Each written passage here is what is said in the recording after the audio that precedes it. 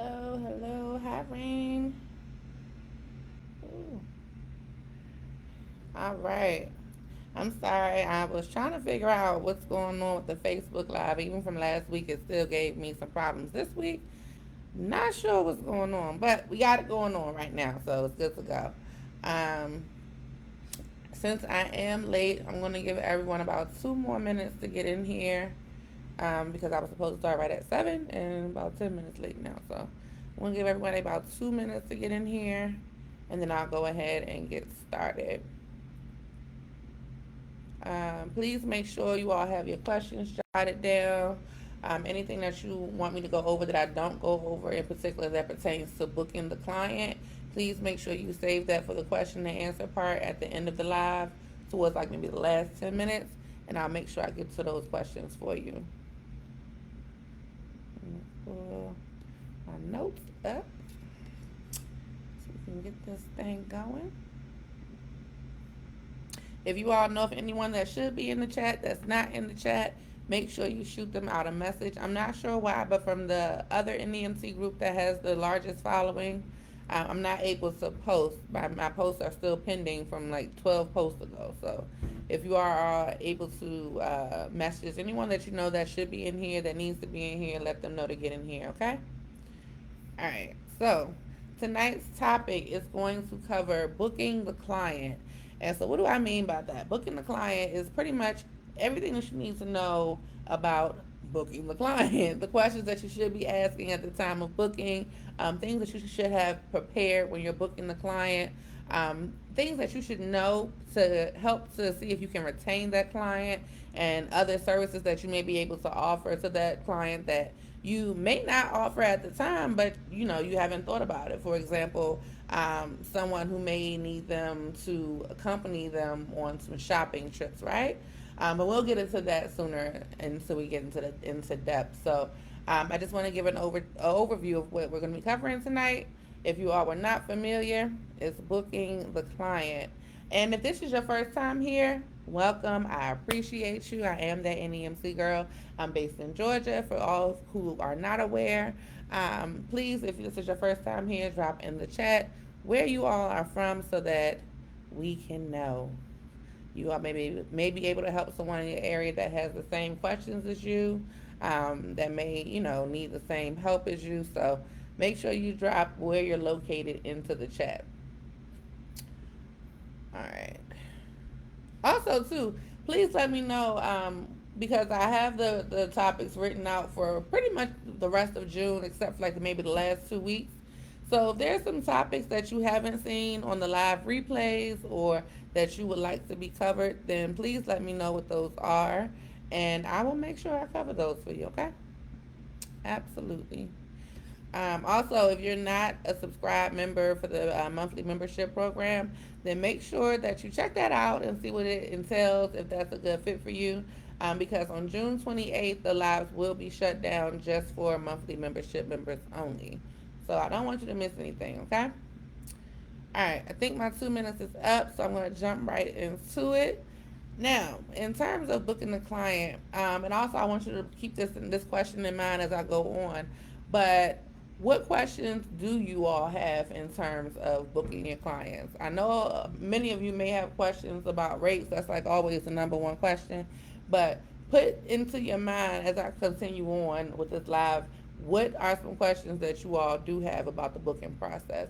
And so you want to make sure you don't ever skip out on any of the questions, and I like to call it the interview process, because essentially you are interviewing this client to figure out what needs they have, what service they are in need of, and how you can essentially retain them as a long-term client. So you don't want to skip out on any of the questions, and I'm going to break down the reasons why.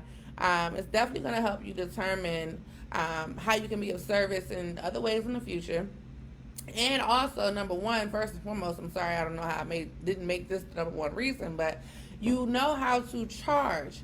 If you don't ask the appropriate questions, then you're not going to know how much you should be charging this client, because that client, what that trip looks like to that client may not be what the trip looks like for your company. So you want to make sure that you're asking all the questions. And this is strictly for private pay. I do want to put that disclaimer out there. This is not for broker pay. This live is strictly covering for private pay. And the reason for that is because typically with broker pay, they're gonna when they send over a work order, they have already done the work. Their dispatchers and their call intake team has already done the work to figure out what the client needs, what their extra disability needs are. For example, if they need door-to-door service, that's something the broker is already going to know before they reach out to you to do the trip. Because if they do have some type of specialties going on, then that's going to raise the price on that trip. So the broker is already going to have that information. We're not talking about broker clients tonight. We're talking about private pay clients, okay? So, with that being said, when a private pay client calls you to book services, the first thing, before you even find out what the mobility level is, before you find out what the pickup address is, you want to find out how they even heard about your company. And the reason for that is this is the private pay client, right? So essentially, this is not someone that is just thrown at you from a broker. It's not someone that, was just, given to you from another company that you may be working with as a partner. So you want to know, how did they find you? Because at that point, you'll know what marketing efforts that you're making that are actually working. Whether it's going to be a Google ad, whether it was a presentation that you did at a facility, whether it was somebody who had your flyer and passed your flyer on. You want to know, well, which area is this? Because if they passed the flyer on in this area and this client didn't already have someone, maybe there's a need in that area for me. So you want to make sure that you find out how they got in contact or found out about your company. From there, you want to go ahead and ask, what is their mobility level? Because they may have found you, say for instance, on a Google ad, right? But can you service a stretcher client? Do you have the equipment? Yes, you have marketed your business as an NEMT business, but to them, they may be thinking that all NEMT companies service stretcher clients. And that may not be the case for your company at this time. So you want to make sure that you grab that information. Also, too, if you do not have the mobility vehicle type that client needs, you want to see or try to learn how to partner with other companies in your area that do have a service level that is above yours. For example, you want to partner or find other companies that are close by. If you don't have a wheelchair van, find someone who does. Why? You may not make the money that you wouldn't typically charge, but because that client reached out to your company, you can charge a finder's fee, essentially, right? I want you all to think about it like this. They contacted you. You can't do the job, but you know somebody that can. But because you know somebody that can, you have to put some type of tax on there so that you receive some type of benefit, whether it's $40, $50, whatever. You want to get something from that because you have that client's contact information. You were the one that made that client the appointment with the other company and got them the service, even though the other company that you partner with is getting most of the money. So that's okay. You want to make sure that you have that on hand. Also, too, I want you to be mindful of this. You may not have that vehicle type at this time, but you're going to get it. Whatever your goal is with your business on the outside, as far as starting off with ambulatory, you're eventually going to grow to wheelchair. If you start off with wheelchair, eventually you're going to grow to stretcher. So you want to make sure that you don't just shy them away because you don't have that vehicle type at this time. Eventually you're going to get it, okay? From there, it doesn't really matter in terms of the next series of questions that I'm going to list. It doesn't really matter the order that you ask these questions, but you definitely need to make sure you're asking these questions because this is how you're going to build your quote. So you need to know what their pickup address is, what their drop-off address is. You need to know, will they have someone accommodating them on the trip? And if so, you need to know who this person is. Is it a family member? Is it a caregiver, an aide? And if so, you want to capture their information as well, meaning their name, first and last, and possibly their phone number as well. Um, Also, is it going to be just one person accommodating this member on their trip? Or are they going to have multiple? Because you want to make sure that you have enough space in your vehicle to accommodate all of the people that they're thinking about or hoping to bring with them on the trip. So you want to take that into consideration as well. How many people are they transporting? And I want to get to that in a second. When it comes to a tip that I want to give, now this is not something that you have to do, but as a tip, what we do with my company, we offer for our private pay clients 2 members to ride free. So it could be a family member and an aide. It could be 2 loved ones. It could be, whatever. We just allow them 2 people to ride for free. And the reason for that is we want to keep that client. We want them to stay on with us. We want to retain them for future appointments. So what do we do? What can we do? It's transportation. You want to incentivize something. So we incentivize 2 members riding for free with the client. Now, anything above that, you definitely want to make sure that you have an additional passenger fee. Typically, 2 is, pretty good enough for someone, even if they're going for a surgery, 2 loved ones going is typically the average. But if they have 3 loved ones going or 3 people going, then or however many extra people going, you want to make sure that you have an additional passenger fee already set in your rate sheet so that you already have that on hand. You also want to know, what kind of trip is this? Is it a medical trip or is it something for leisure? And the reason why that matters is because if someone is going out for medical, typically, it depends. They may be having frequent appointments throughout the month. They may just have this one appointment for the month, whatever. If they're going for leisure, then that may mean they do not have any family or friends to transport them. They don't drive.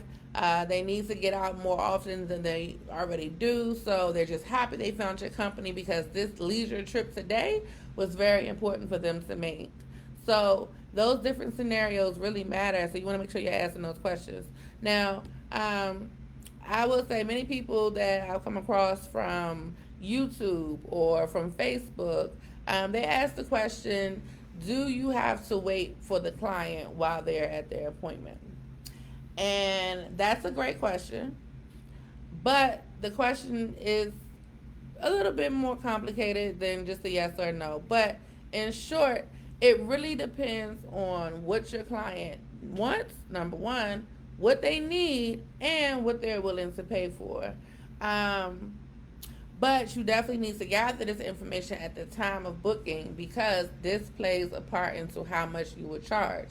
And you should have a wait fee for your clients, your private pay clients. You're going to have one for your broker clients, but all of your private pay rates are going to be slightly higher than your broker clients. And the reason for that is when you sign up with a broker, you are competing against other providers to get approval into this network.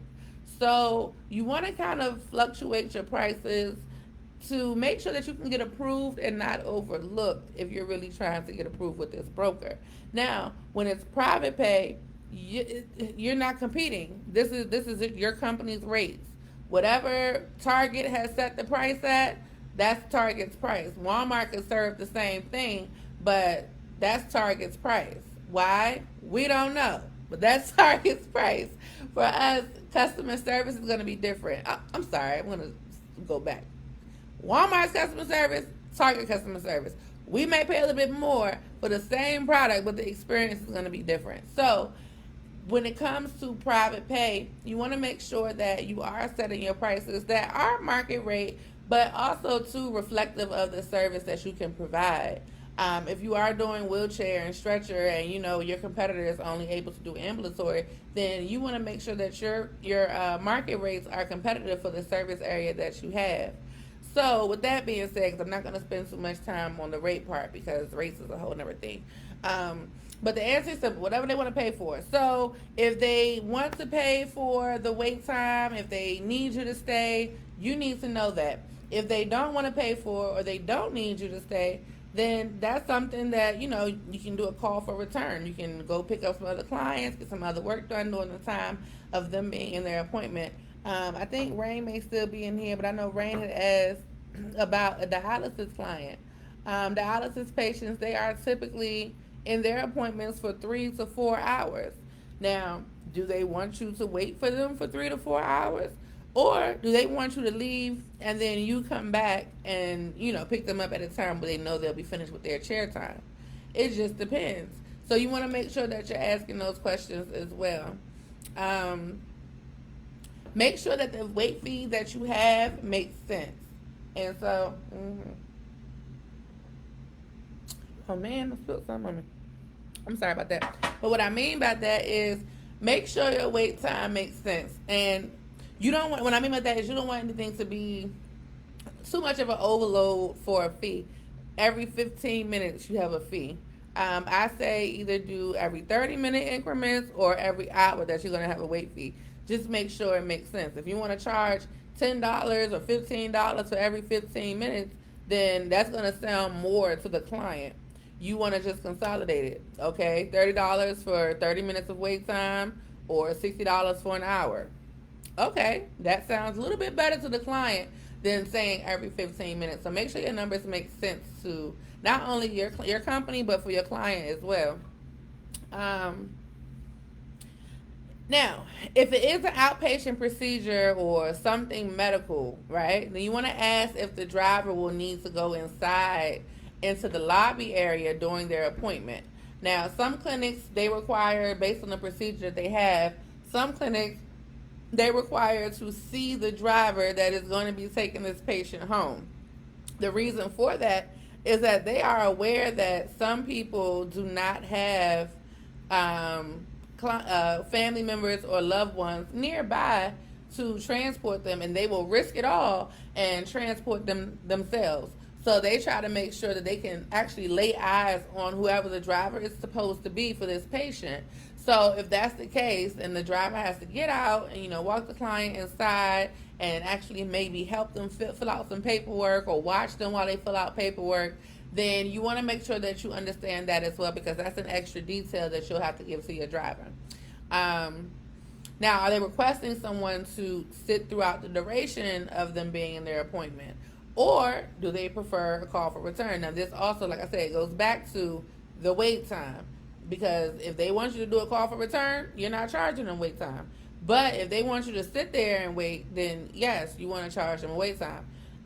Now, and I'm going to go back to this, if you do have to go in and assist with filling out paperwork and that sort of thing, making sure they got into their doctor's chair and into the office with the doctor, then you can also add a caregiver's fee, because that is the duty of a caregiver. Now, with this being said, you want to make sure that you gather this information during the time, because this is how you build your quote. It may start off at $45, but if they need wait time, they need the caregiver fee, and and they're in a wheelchair, things like that, then you need to know all this information, because this is how you build your quote from being maybe $45 to $115.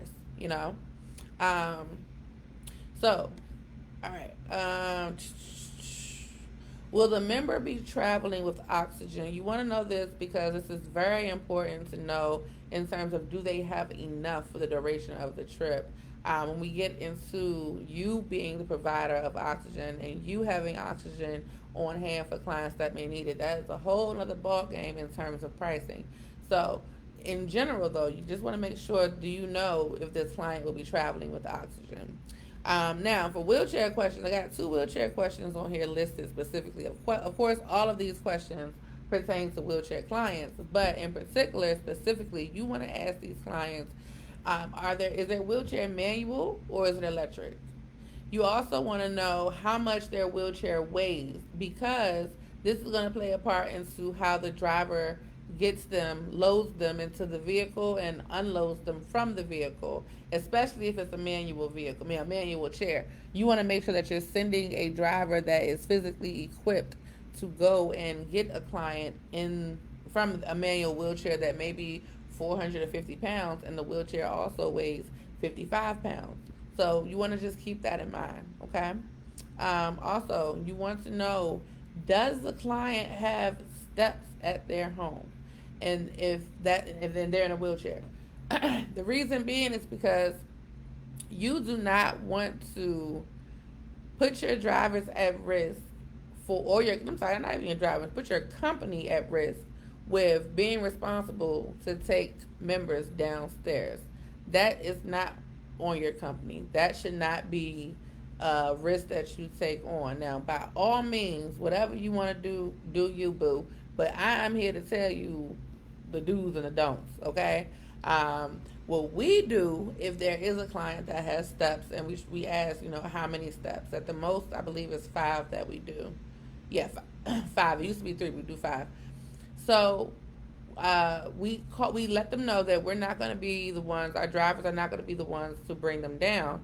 But what we do is we call the local fire department for a non-emergency call, and we let them know that we have someone that's in a wheelchair that needs to be removed from their home into the vehicle for their transportation, for their medical appointments. And that is something that the local fire department does offer for free, okay?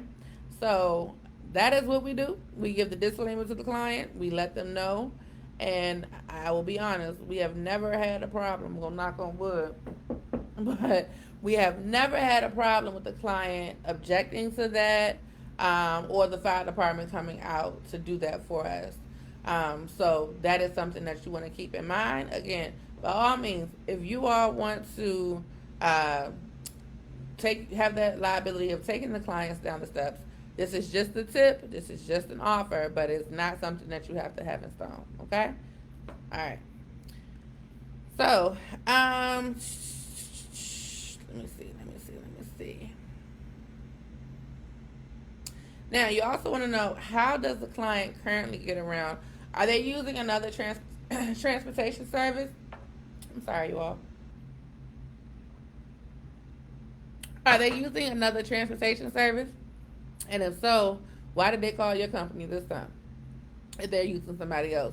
Are they dissatisfied with the current company they're using? Was the current company not available on the day they had a trip? What was the reason for the switch up? You want to know that.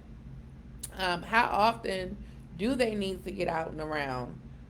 Do they need to get out multiple times throughout the week? Do they need to get out just maybe 1 or 2 times throughout the month? You want to know that.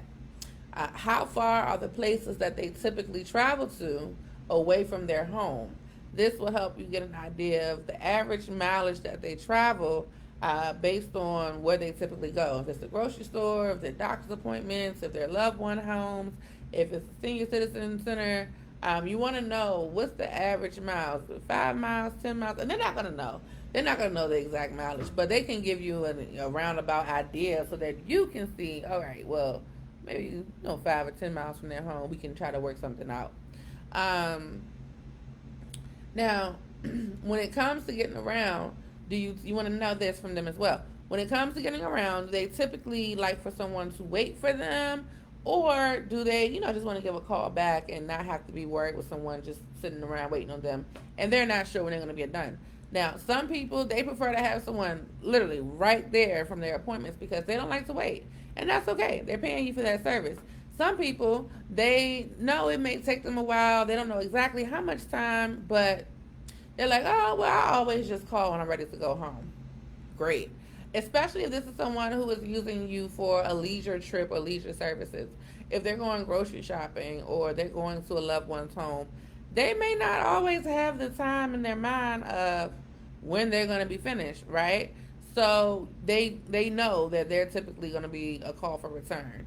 So you want to have that information as well. Now, if a client does travel multiple times per week, then you want to try to package their deals package their trips in some type of deal so that they're receiving, or they think they're receiving, some type of discount. And it may be $5, it may be $10 off, whatever, but you want to package the rides in a way where they're receiving something so that they come back to you. They keep using you. If they keep they use you 3 times out of a week, they're going to dialysis, right? And they have to pay the standard fee every time. They may try to find a company that gives them a discount, that works with them. So don't let them skip over your company to do that. work with them and try to build a package that is tailored to that client. That's true customer service, okay? Just to throw it out there, that's true customer service. Um, Now, let me see what's next on my list.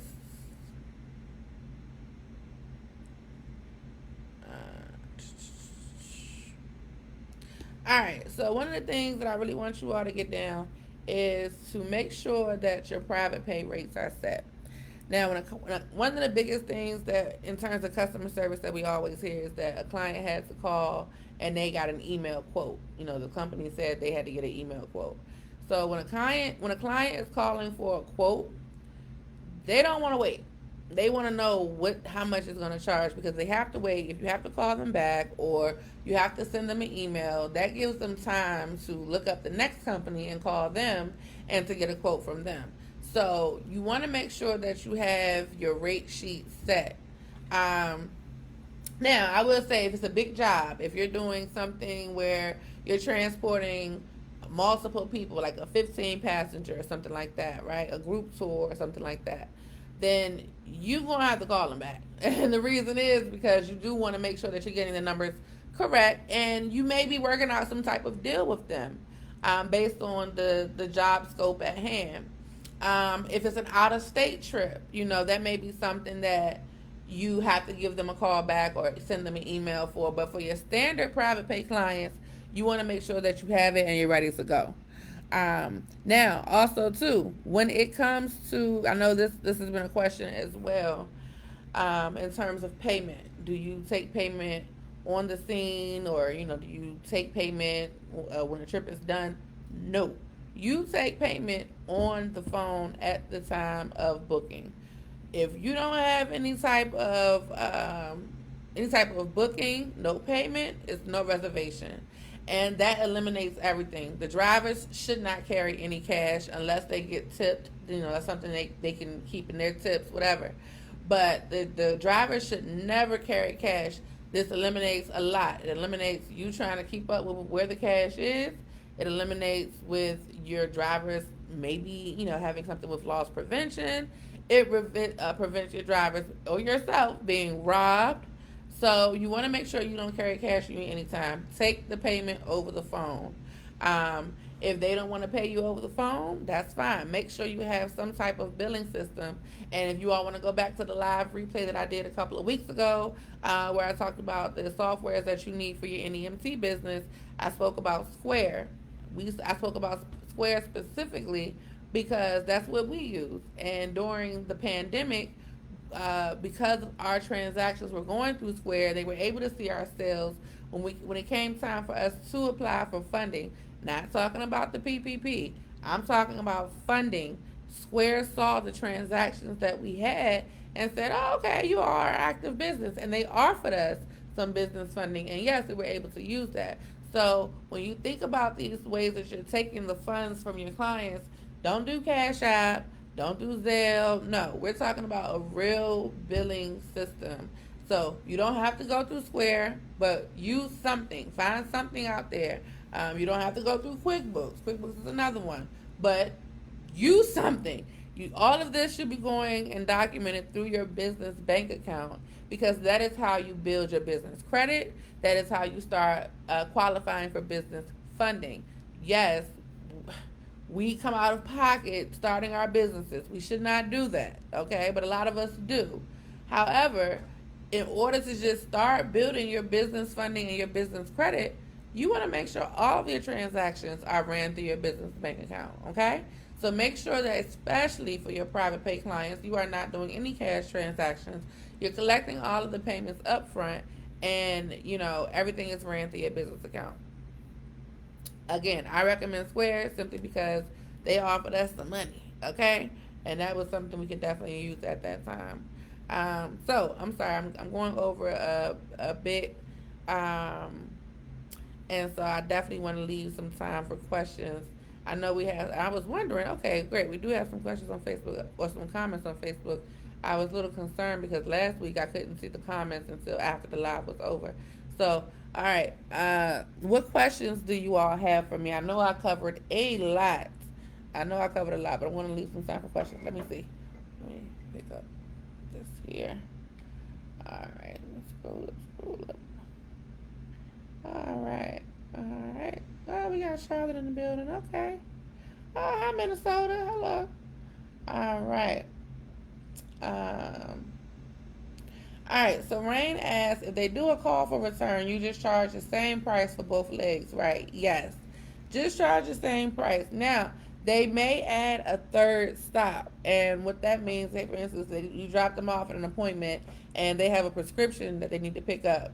And so they need to stop at the pharmacy on the way home. You're going to charge them the mileage from wherever you drop them off at the doctor's appointment to the pharmacy, and then the rate would change because it'll be from whatever the mileage is from the pharmacy to their home.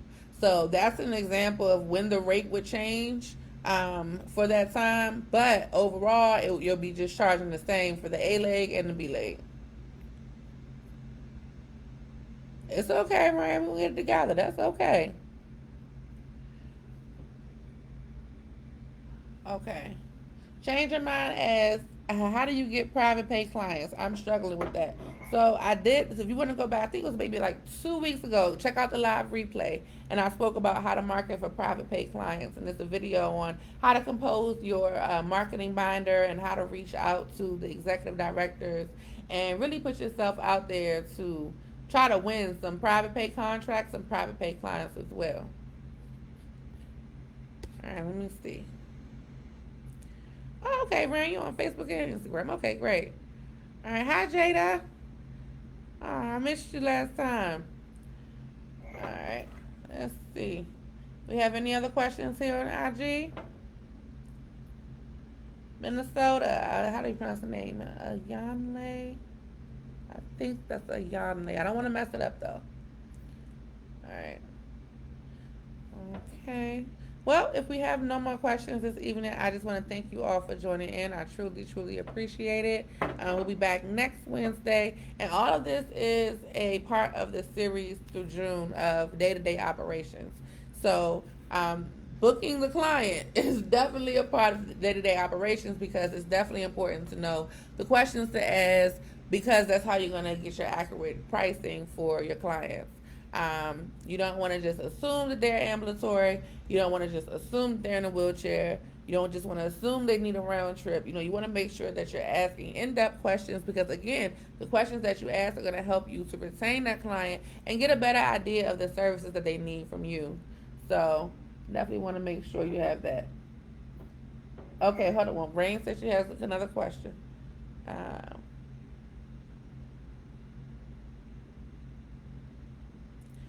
Okay, recommendation on where to get the wheelchair training. Okay, so MedX was the company that I was using for the online, but that they don't provide the training anymore on their portal. However, I was actually supposed to have a call on Monday with the company that is actually based here in Georgia, but we had to reschedule. So hopefully we can get on the call before Friday, and I'll be able to have some information for you all about that because I really, really want to hope that this company works out. You are like maybe like the eighth person that needs this going right now. So hopefully we get this call going by the end of the week and we can make this thing happen. So keep me posted. I mean, I'll keep you posted on that. And also, Rand, I definitely need to reach out to you pertaining to your worksheets because I want to change up some things for you. So I'm going to reach out to you as well, okay? Change your mind. Change your mind says, I'm not making profit with brokers. They running me crazy as well. Yeah, it will happen. It will definitely happen. So you definitely want to make sure that you are verifying your portfolio to also include the private pay clients. So don't get burnt out. We always call it here in the industry the broker's rut. Don't get stuck in the broker's rut. You want to make sure that you're not running yourself ragged and trying to catch every trip that they give you because that's how you're going to wear and tear your vehicles and wear and tear yourself.